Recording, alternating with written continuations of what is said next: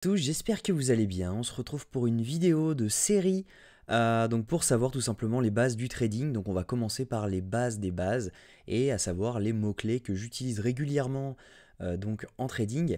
Dans le groupe Discord, pour rappel, qui est 100% gratuit, vous aurez directement le lien dans la bio. Donc il est 100% gratuit, je partage des trades en continu dessus, donc moi, avec l'état du marché, etc. Vous avez également un groupe de discussion sur lequel vous pouvez parler entre vous, entre passionnés, donc c'est super. Voilà, alors on va commencer par les bases, et tout simplement on va commencer par l'effet de levier. On parlera ensuite donc de qu'est-ce qu'un long, qu'est-ce qu'un short, qu'est-ce qu'un PE, qu'est-ce qu'un TP, un SL, un BE, et qu'est-ce qu'un trailing stop. On verra ensuite dans une partie 2 donc des termes un peu plus compliqués, et ça permettra tout simplement à tout le monde d'avoir les bases et de savoir de quoi on parle. Donc tout simplement pour commencer, l'effet de levier, qu'est-ce que c'est? C'est tout simplement quand vous allez vouloir trader, donc par exemple sur BitGet, donc pour rappel le lien est dans la bio, c'est pareil, vous allez bénéficier de frais réduits sur vos frais de trading, donc c'est plutôt intéressant. N'hésitez pas à passer par le lien.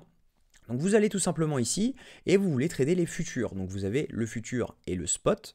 Donc ça, j'aurais pu le rajouter d'ailleurs dans les mots-clés. Le spot, c'est tout simplement vous achetez à long terme et vous gardez votre position et vous la vendez. Il n'y a aucun risque de liquidation. Le seul risque, c'est que tout simplement le token perde de la valeur.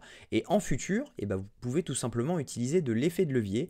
Ça veut dire tout simplement entre 1 et 125, ça veut dire que ça va multiplier votre mise. Admettons, vous prenez, hop, je vais prendre ça. Vous avez donc 100 $, ok.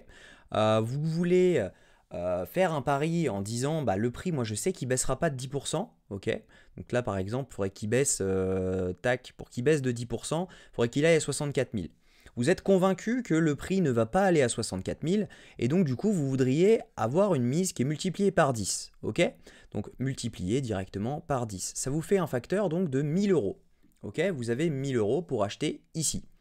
Mais il faut savoir quelque chose, c'est que si jamais le prix perd 10% de sa valeur, tout simplement vous allez être liquidé, vous allez perdre donc tout ce que vous avez. Également, si jamais le prix prend 10%, gagne 10%, vous allez donc doubler vos 100 euros. Donc tout simplement s'il va ici. Ok. Donc là, vous allez tout simplement doubler votre argent. Mais si jamais on perd 10%, ça se répercute également sur le prix. C'est pour ça qu'on a de l'effet levier multiplié par 10. Tout simplement, vous perdrez donc tout ce que vous avez. Donc c'est pour ça que des fois, c'est intéressant de contrôler son levier quand on rentre en trade. Mais voilà, des fois, moi je sais que là actuellement je ne le fais pas parce que là on a un marché, on est actuellement le 28 mars 2024 et le marché est très volatile, donc ça sert à rien de le faire. Mais des fois vous pouvez utiliser des leviers 100. Et là par exemple, voilà, il faut que le prix perde 1% pour que vous soyez liquidé. Donc juste ceci, ok, et vous perdez tout votre argent. En revanche, ça permet parfois de faire des entrées, donc comme celle-ci. Moi par exemple j'étais rentré ici, hop là, donc juste là. Voilà, et j'avais mis mon SL donc sous cette mèche. Hop là, juste là.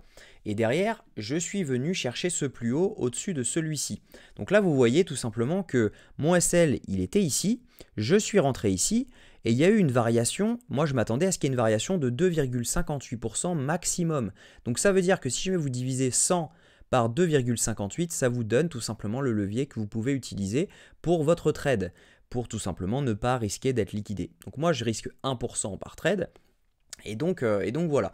Donc là par exemple 2,5, si on divise ça, alors je prends ma calculatrice, j'avais pas fait le calcul avant, donc 100 divisé par 2,58, ça fait 38, donc vous auriez pu utiliser un levier de 38 tout simplement sur votre mise. Donc vous mettiez 100 euros, levier 38, ça vous faisait une valeur de 3800 euros, et tout simplement vous preniez le trade derrière.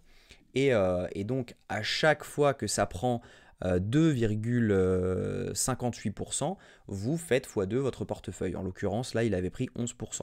Donc voilà, voilà un peu l'explication de l'effet de levier. J'espère que c'est clair. C'est assez vague, mais voilà, en fait, il faut tout simplement vous dire que l'effet de levier, c'est tout simplement multiplier sa mise de base, donc son capital, par l'effet de levier.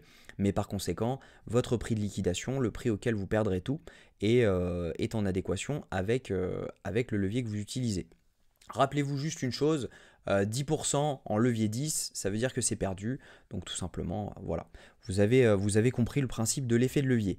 Alors un long, qu'est-ce que c'est? C'est tout simplement un pari à la hausse, donc tout simplement un pari comme celui-ci.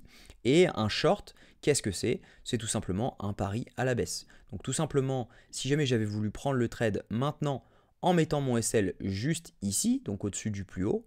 Donc c'est pas un setup que je prendrais, mais voilà, hein, si jamais j'avais voulu le faire, bah, tout simplement je rentrerai ici, je regarde où est mon SL, à combien. Donc pour savoir le levier maximum que je peux utiliser, ça ne veut pas dire le levier que je dois utiliser, simplement le levier maximum. Donc là c'est 3,27%. Vous divisez donc 100 divisé par 3,27. Voilà, et vous obtenez 30,5. Donc le levier maximum que vous pouvez utiliser pour cette position est de 30,58. Ça veut tout simplement dire qu'il faut utiliser moins que ça. Donc je conseille en général de mettre 5, 10 de moins. Et donc du coup, bah, on tombe à levier 20, 25 maximum sur ce genre de trade. Et puis derrière, on peut venir target des trucs comme ça. Donc voilà. Voilà pour l'explication de l'effet de levier et des longs et shorts. J'espère que c'est compris. Quand je dis un PE, ça veut dire tout simplement un prix d'entrée. Donc c'est le prix d'entrée du trade où vous allez entrer. Un TP, c'est tout simplement un take profit. Donc ça veut dire que c'est là où vous sortez votre position en profit. Ça veut dire tout simplement, là le take profit en l'occurrence, il est à 63 571 $. Un SL, c'est un stop loss. Donc bien sûr, ce n'est pas féminin et j'entends tellement de gens dire une stop loss. Non, c'est un stop loss. Faut arrêter. Et voilà, tout simplement, le stop loss, c'est là où vous estimez que vous pouvez perdre, là où votre trade sera invalidé, tout simplement, vous le mettez. Donc là, par exemple, c'était au-dessus du plus haut. Et voilà ce que c'est un stop loss. Un BE, ça veut dire tout simplement break-even. Et ça veut dire tout simplement, admettons, on voit, vous êtes en trade, vous êtes en short, le prix commence à faire ça. Et vous n'êtes pas sûr. Vous voulez quand même garder votre trade, mais vous n'êtes pas sûr et vous ne voulez rien perdre. Et bien tout simplement, ça veut dire mettre son stop loss, donc là où vous aviez votre perte, au prix d'entrée pour ne rien perdre en cas de retournement. Tout simplement, ça fait ça, boum, ça vous close directement à zéro, ça ne vient pas vous chercher votre perte. Voici ce qu'est un break-even. Et un trailing stop, donc là c'est différent, c'est tout simplement, bah, vous voyez que le prix descend tranquillement, vous ne savez pas vraiment jusqu'où il peut aller, donc là vous ne mettez pas de SL en l'occurrence, et vous allez tout simplement baisser votre stop loss, donc là dans l'occurrence du short, hein. Si jamais c'était un long vous allez le monter progressivement, mais si jamais vous êtes en short, et bah, tout simplement vous baissez votre stop loss, le prix est ici, donc hop on redescend tranquillement ici, vous mettez votre stop loss ici, vous remettez votre stop loss ici, et à un moment tout simplement, bah, on fait un rebond, on vient vous chercher, et voilà, vous avez validé vos profits. Donc voici ce qu'est un trailing stop. J'espère que cette vidéo vous a plu. Si c'est le cas, je vous invite à liker, commenter et vous abonner. On se retrouve dans une partie 2 très prochainement. Je vous souhaite une très bonne journée, bonne soirée et à très vite.